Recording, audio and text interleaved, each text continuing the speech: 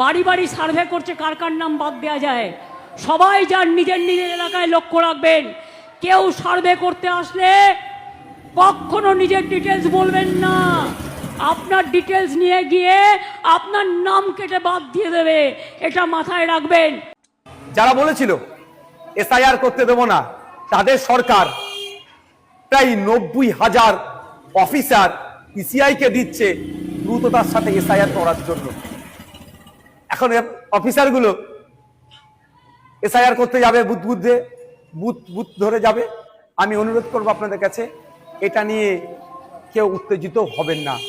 কারণ এই অফিসার যারা যাবে তাদের আপনারা একটা বিষয় নোট করে রাখবেন, সেটা তার নাম, তার কন্ট্যাক্ট নাম্বার, সে কোন ডিপার্টমেন্টে চাকরি করে, আর তাকে এসআইআর এর জন্য ইনক্লুড করা হয়েছে তার প্রমাণপত্র আপনারা নিয়ে রাখবেন।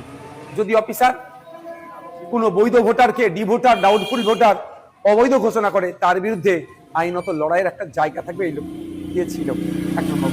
দ্বিতীয়ত, কেউ যদি আপনাদেরকে উত্তেজিত করার চেষ্টা করে, আপনারা কারো কথায় উত্তেজিত হবেন না।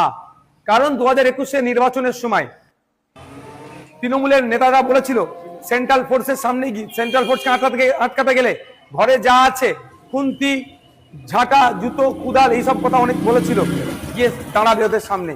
এই করতে গিয়ে শীতলকুচিতে সেন্ট্রাল ফোর্সের গুলিতে চারজন মানুষ মারা গিয়েছিল। আজকে 4 বছর অতিবাহিত হয়ে গেল, এখনো কিন্তু বিচার পেল না।